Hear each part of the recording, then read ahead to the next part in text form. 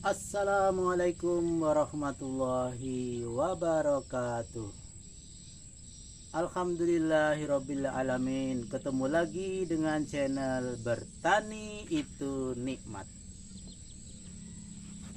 Sahabat petani dimanapun kalian berada, kami doakan semoga sahabat petani dalam keadaan sehat walafiat bersama keluarga.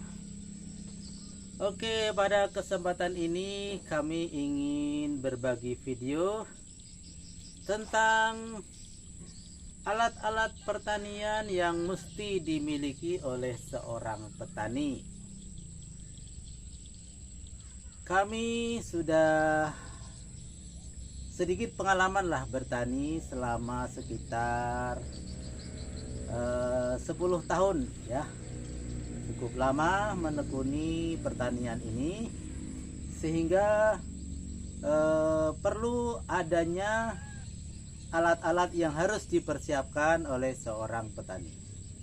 Namun sebelumnya, untuk menghibur suasana di siang hari ini, kami ingin mempersembahkan sebuah lagu dari Jawa Tengah, yaitu Gundul Gundul Pacul. Ya, lagunya seperti ini dan selamat menikmati. Gundul gundul pacul cul gemblelengan, nyunggi nyunggi wangkul kul gemblelengan, wangkul glimpang segane dadi salatar, wakul glimpang segane dadi salatar, ceng ceng ceng ceng ceng. Iya, ini adalah sebuah lagu daerah dari Jawa Tengah yang sangat populer menjadi lagu-lagu anak sekolah ya. Ini biasanya dinyanyikan untuk mengenalkan lagu daerah dari masing-masing daerah. Kalau lagu-lagu Gundul Pacul ini adalah dari Jawa Tengah. Oke, kita lanjutkan dengan materi tadi, yaitu tentang alat-alat yang mesti dimiliki seorang petani.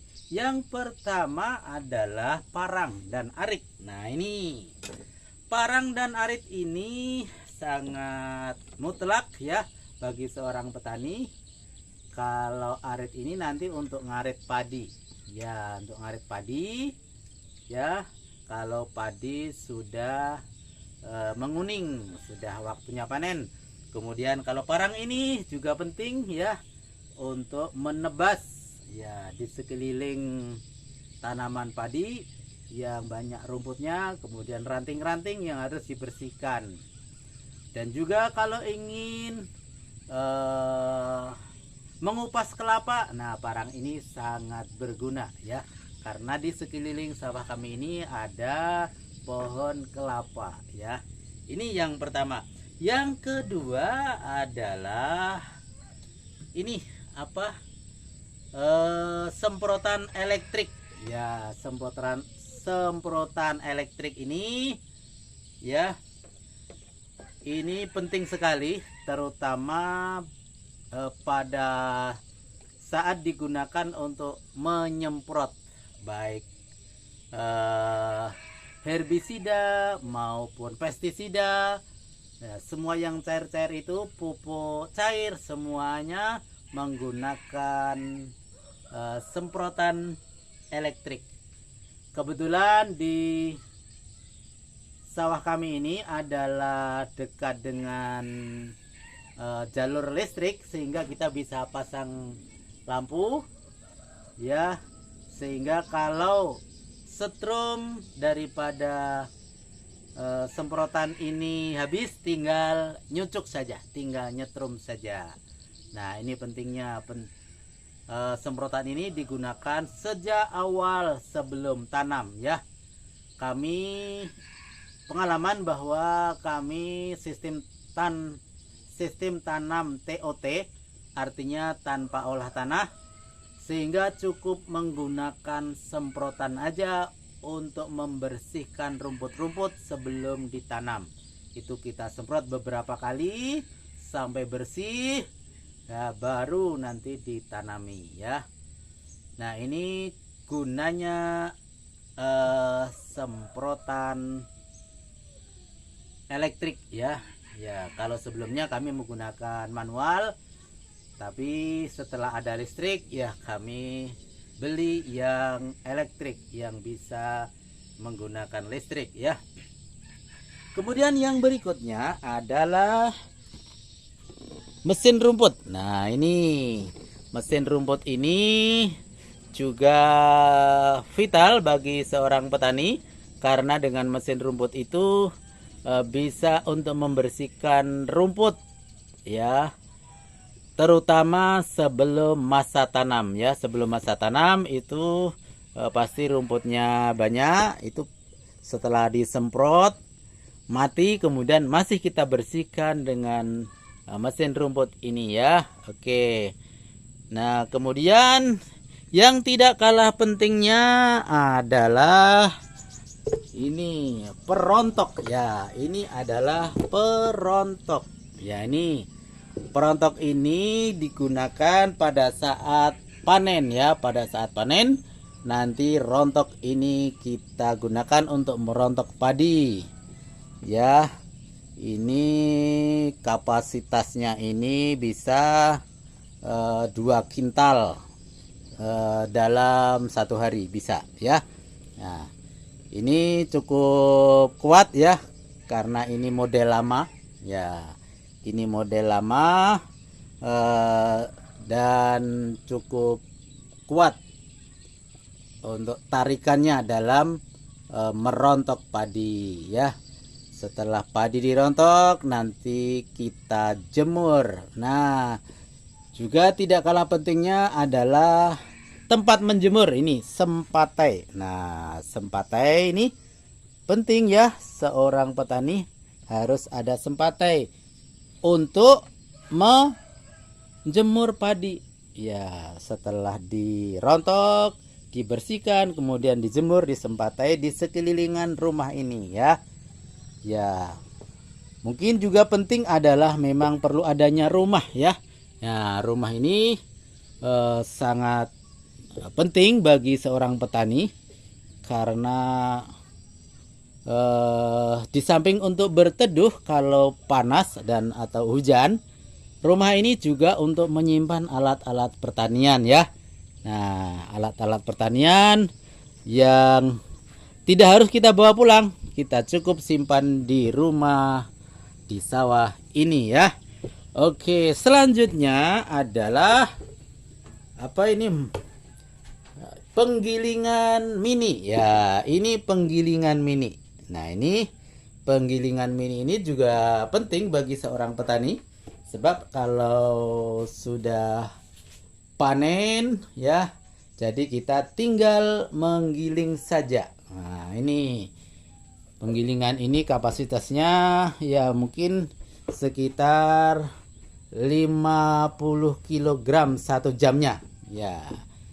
50 kg beras 1 jamnya bisa maksimal ya, kira-kira itu. Nah, ini adalah alat penggilingan padi yang mesti dimiliki ya kalau ingin maksimal ya. Ini adalah alat penggilingan padi ya. Oke. Nah, ini adalah beberapa alat yang memang harus dipersiapkan sebagai seorang petani, karena tanpa alat itu kita sulit ya. Kita sulit untuk mengembangkan pertanian ya. Dan juga adalah ini air ya. Ya, ini cicilikin. Ini air ini juga penting. Ya, air ini juga penting untuk minum terutama, karena kalau tidak minum tentunya kita akan haus ya. Ya, ini dipersiapkan air. Air ini dibawa dari rumah ya, dari rumah setiap hari membawa air. Gunanya yang pertama untuk minum dan juga untuk bersih-bersih badan.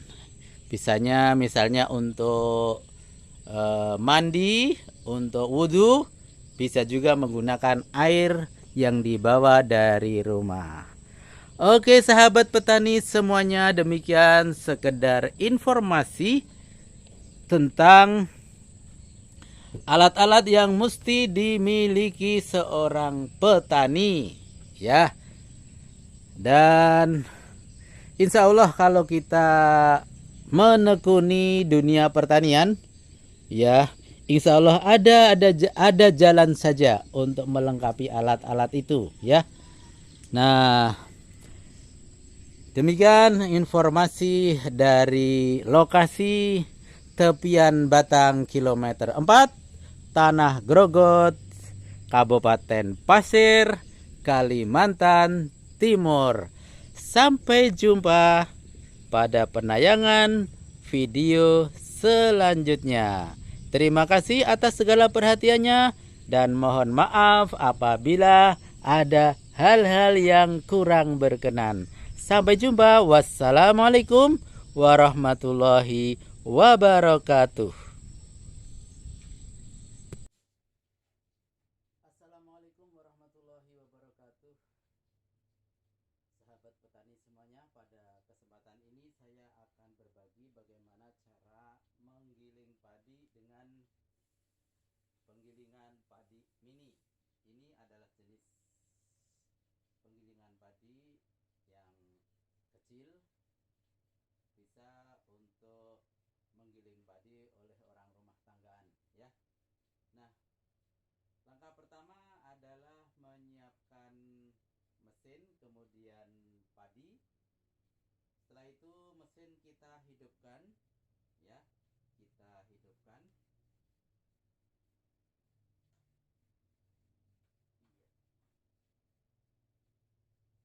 Oke. Ya. Nanti setelah dihidupkan kita buka pembuka daripada padi ini untuk ke dalam mesin, nanti dibuka. Selanjutnya akan keluar melalui pintu keluar. Ada dua, yang satu adalah untuk ampasnya, untuk dedaknya, dan yang satu untuk berasnya ya. Kita coba.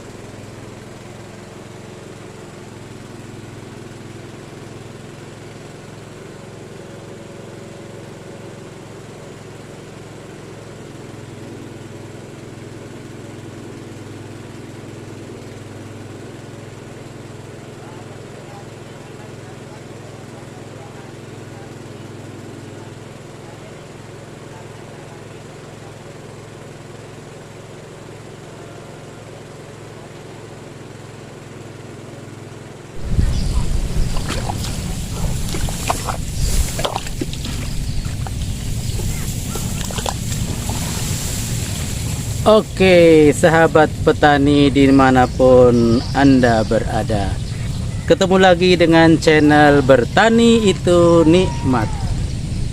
Nikmatnya bertani dapat kita rasakan secara langsung dengan memperhatikan perkembangan padi yang makin baik. Ini salah satu kenikmatan yang patut kita syukuri. Oke, kita lanjutkan pada proses masih penyemprotan. Nah, kemarin setelah penyemprotan gulma, kita lanjutkan sekarang penyemprotan pupuk cair. Jadi pupuk cair ini fungsinya untuk menyuburkan tanaman ya, dan untuk meningkatkan produksi padi nantinya ya. Dan tidak lupa juga ini di tangki ini juga kami campurkan dengan pestisida, yaitu racun untuk walang sangit ya, sekaligus menyemprot untuk pemupukan, juga menyemprot walang sangit. Oke, mari kita saksikan video sekarang ini, yaitu penyemprotan.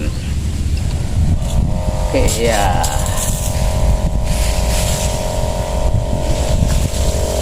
Nah, penyemprotan secara merata ya, diharapkan nanti walang sangit tidak ada, kemudian padi tambah subur.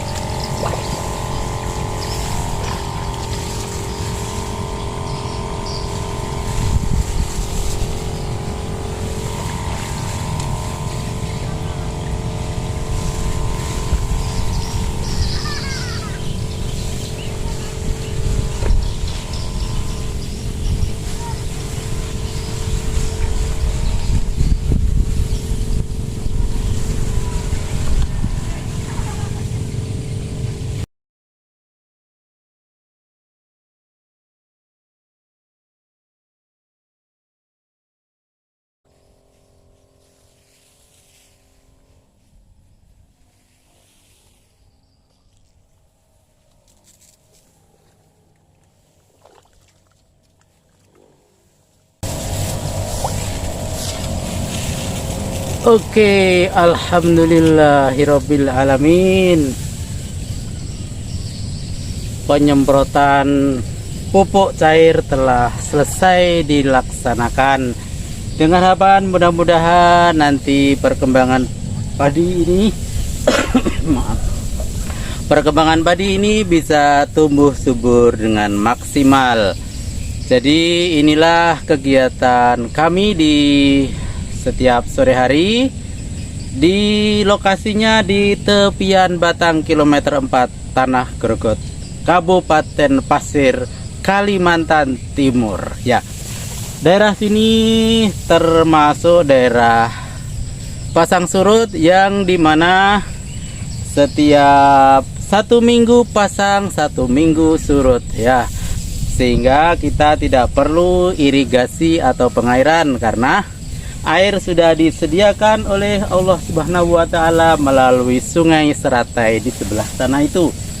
Jadi kelebihan kita bertani di pasang surut itu adalah yang pertama, air tidak menjadi masalah karena selalu tercukupi. Yang kedua, keasaman tanah sangat berkurang karena selalu dialiri air sungai setiap minggu, sehingga keasaman tanahnya sudah tidak ada. Ini salah satu kelebihan kita bertani di daerah pasang surut ya. Padi di depan saya ini adalah padi Cianjur ya. Padi Cianjur ini padinya agak tinggi sedikit dan umurnya agak lama, yaitu sekitar 4 bulan. Nah, 4 bulan nanti insya Allah padi ini akan keluar dan hasilnya insya Allah akan bagus ya, karena mulai dari awal sudah kita rawat, kemudian kita jaga dari hama-hama yang biasa menyerang di sekitar sawah sini ya. Ya, demikian sekedar informasi dari Seratai, tepian Batang, Tanah Grogot, Kabupaten Pasir, Kalimantan Timur. Oke, sampai jumpa.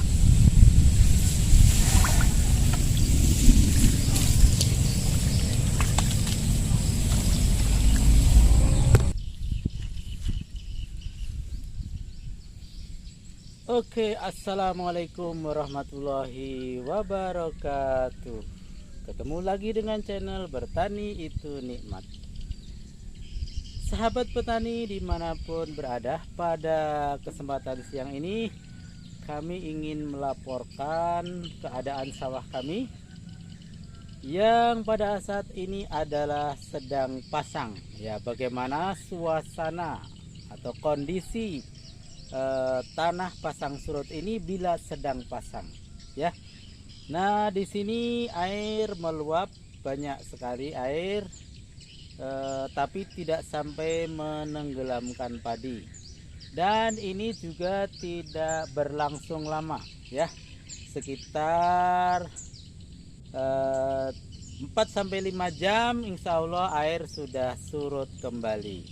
Nah, ini adalah bertani di daerah pasang surut yang selalu tersedia air ya.